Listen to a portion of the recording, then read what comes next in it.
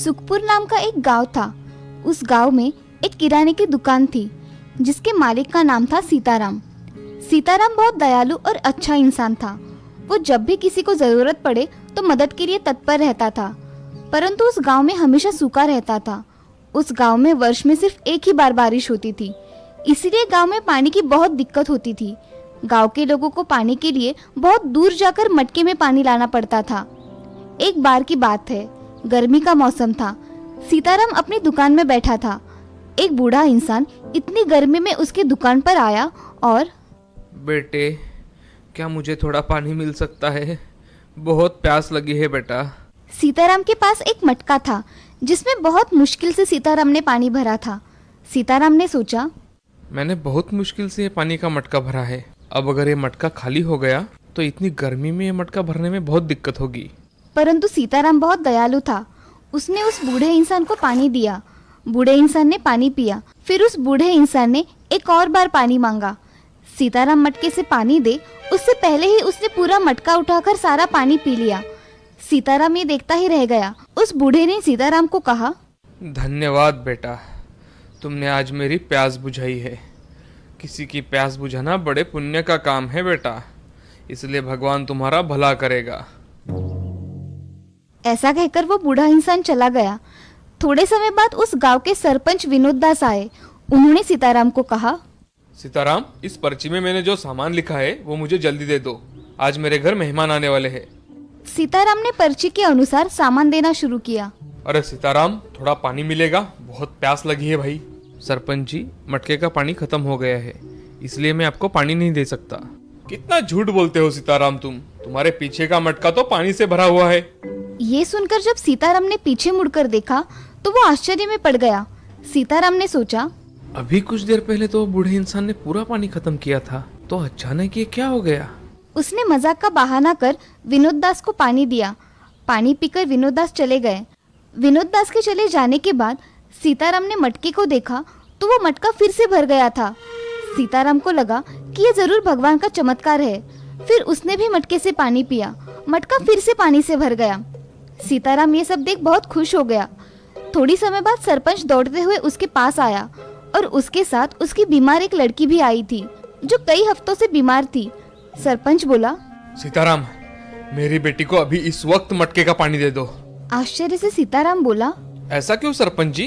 अरे सीताराम, मेरा पैर एक एक्सीडेंट में टूट गया था, जो सब दवाई लेने के बाद भी ठीक नहीं हो पा रहा था। परंतु तुम्हारे मटके का पानी मैंने जैसे ही पिया, मेरा पैर पहले की तरह हो गया। इसलिए मुझे तुम्हारे मटके का पानी दे दो भाई, जिससे मैं अपनी बेटी को ठीक कर सकूं। सीताराम ने ठीक ऐसा ही किया। मटके का पानी पीकर सरपंच की बेटी भी ठीक हो गई। ये देखकर सीताराम खुशी के मारे झूम उठा। पूरे गांव में ये बात फैल गई। सीताराम ने सोचा कि लगता है वो बूढ़ा इंसान भगवान का फरिश्ता होगा और उसी वजह से ये साधारण सा मटका जादुई मटका बन गया है। अब सीताराम की दुकान के बाहर लोगों की लाइन लगने लगी। सब अपनी अपनी बीमारियां ठीक करने के लिए सीताराम के पास आने लगे। सीताराम उनका इलाज मुफ्त में करने लगा क्योंकि उसे लोगों की सेवा करने में आनंद आता था। फिर भी लोग सीताराम को कुछ न कुछ देकर जाते थे। सीताराम कुछ ही दिनों में धनवान हो गया। एक दिन फिर से एक बूढ़ा इंसान सीताराम की दुकान पर आया और उसने सीताराम से पानी मांगा। सीताराम उसको पानी दे उससे पहले कई सैनिक उसके पास आए और सीताराम को कहा कि नहीं नहीं, जल्द से जल्द हमारे साथ चलो। रानी जी बहुत बीमार है, इसलिए उनको तुम्हारे मटके का पानी चाहिए।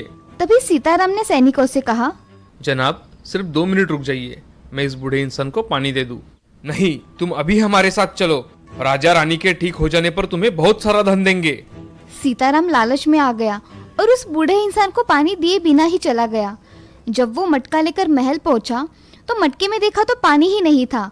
सीताराम बड़े आश्चर्य में पड़ गया। राजा ने उसे रानी को ठीक करने को कहा। तब उसने कहा कि महाराज, ये अचानक क्या हुआ? मटके में पानी ही नहीं है। राजा बहुत क्रोध में आ गए और धक्के मारकर सीताराम को राजमहल से निकाल दिया। राजमहल से निकलने के बाद सीताराम सोच में पड़ गया। लगता है वो बूढ़ा इंसान वही फरिश्ता होगा जो पहले मेरी दुकान पर आया था। मैंने आज उसको पानी दिए बिना ही धन के लालच में राजमहल चला गया। ये सब उसी का नतीजा है। सीताराम को बड़ी आत्मग्लानि हुई और उसने मटके की वजह से कमाया हुआ सारा धन मिलाकर एक पाइपलाइन बनाई जो गांव से दूर स्थित तालाब और गांव को जोड़ती थी। उस पाइप के जरिए गांव में अब पानी आने लगा, जिससे किसी को भी अब गांव से दूर तालाब में पानी भरने ना जाना पड़े और ना कोई भी व्यक्ति गांव में प्यासा रहे। देखा दोस्तों, हम जिंदगी में चाहे कितने भी सफल हो जाएं, हमें अपना वो स्वभाव नहीं छोड़ना चाहिए जिससे हम इतने सफल हुए हैं। बहुत समय पहले की बात है। एक बड़ा मेहनती किसान था। उस बार उसकी फसल भी बड़ी अच्छी हुई थी। आखिरकार मेरी मेहनत सफल हुई। उसने शहर की मंडी में काफी अच्छे मुनाफे से फसल बेची।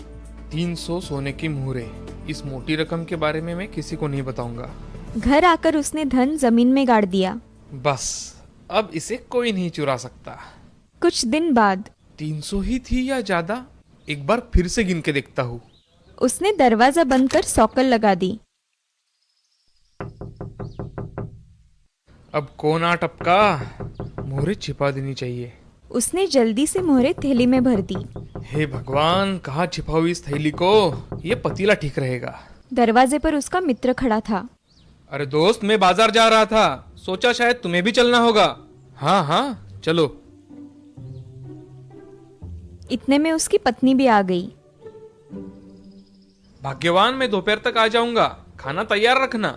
जल्दी में वह मुहरों वाली थैली की बात भूल ही गया। उसकी पत्नी रसोई में आई तो घर में पानी की एक बूंद भी नहीं है, मुझे पहले पानी लाना चाहिए।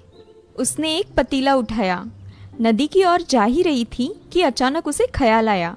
वो लौटने पर घर सूना पाएंगे तो चिढ़ेंगे। वाह, कसाई आ रहा है, बेचारा हमेशा मदद करता है। भैया, थोड़ा पानी ला दोगे?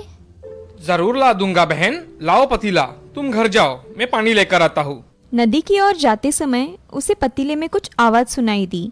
क्या है इस पतीले में? अरे थैली, इतने सारे सोने की मुहरे। मेरी तो किस्मत खुल गई। वो पानी की बात भूल ही गया और शहर की ओर भागा। आज तो मैं अपने दोस्तों को दावत दूंगा, दावत। बाजार जाकर उसने एक तगड़ा बकरा खरीदा और लौटते समय मैं भी कैसा मूर्ख हूँ, थैली पर किसकी नजर पड़ गई तो इसे तुरंत छुपा देना चाहिए। लेकिन छुपाऊं कहाँ? अरे हाँ, बकरे के पेट से बेहतर जगह क्या हो सकती है भला? उसने वो सारी सोने की मोहरे बकरे को जबरदस्ती खिला दी। थोड़ा आगे जाने पर उसे अपना बेटा मिला। मुझे शहर में कुछ काम है, तुम इस बकरे को लेकर घर जाओ। ठीक है बापू। 2 मुहरों में खरीदा है, संभाल कर लेकर जाना इसे।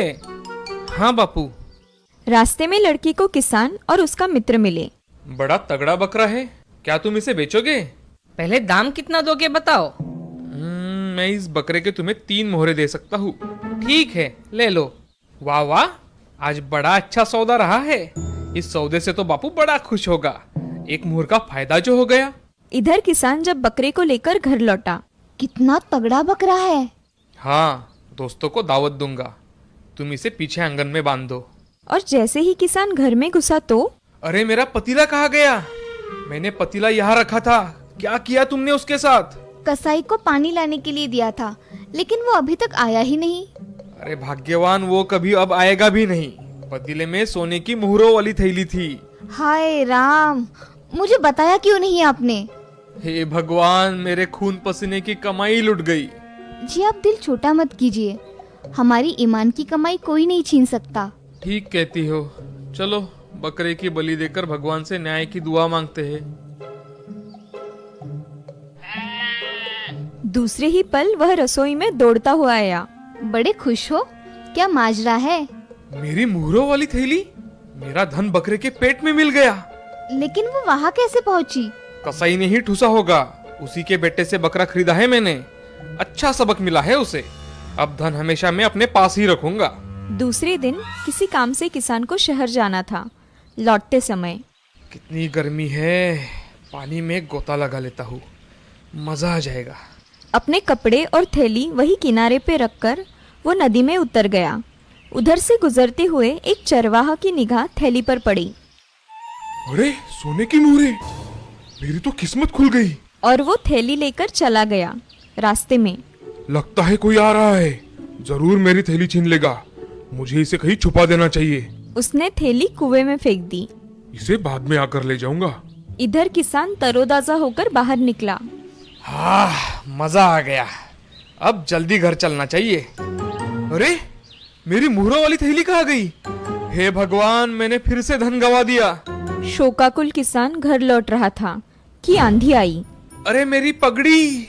पगड़ी के पीछे भागता किसान कुएं के पास आ गया और पैर फिसलकर कुएं में गिर गया। बचाओ बचाओ, मेरा धन मुझे फिर मिल गया। वो कुएं से बाहर आया और घर पहुंचा। दूसरे दिन किसान और चरवाहे की भेंट गांव के बाजार में हुई। बड़े दुखी हो भाई, क्या हुआ? मैंने सोने की सिक्कों की थैली एक कुएं में छुपाई थी, अब जाकर देखा तो गायब है। मतलब वो थैली मेरी नहीं थी? तुम्हारी थैली सुरक्षित है भाई। मैंने समझा नदी किनारे खोई मेरी थैली है। आओ, तुम्हारा धन तुम्हें दे दूं। घर जाकर किसान ने मुहरों वाली थैली उसे दे दी। भगवान करे तुम्हारी थैली भी तुम्हें जल्द मिल जाए। जब चरवाहा घर की ओर जा रहा था, कैसा मूर्ख है, अपनी थैली भी नहीं पहचानता। चरवाहा घर पहुंचकर मेरे खोखले डंडे में ये मुहरें सुरक्षित रहेंगी। चरवाहा सारी सोने की मुहरें उस खोखले डंडे में डाल देता है और दूसरे दिन नदी किनारे टहलते समय वो फिसल गया और डंडा भी पानी में जा गिरा। इसके पहले कि वो डंडा पकड़े, एक जबरदस्त लहर उस डंडे को बहा ले गई। दूसरे किनारे पर किसान नहा रहा था, तभी उसे वो डंडा उसकी ओर आता दिखाई दिया। बड़ा अच्छा डंडा है, चलो इसे घर ले चलता हूँ, काम आएगा। किसान वो डंडा लेकर जब घर आया, जलाने के लिए लकड़ी ही नहीं है। आज ही ये डंडा मिला है, अभी का काम चलाने के लिए इसे ही काट देता हूँ।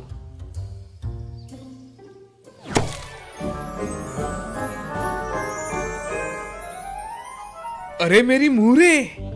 मैंने 3 बार मेरी मुहरें खोई और तीनों बार मुझे मेरी मुहरें वापस मिल गई। ये सब भगवान की दया है।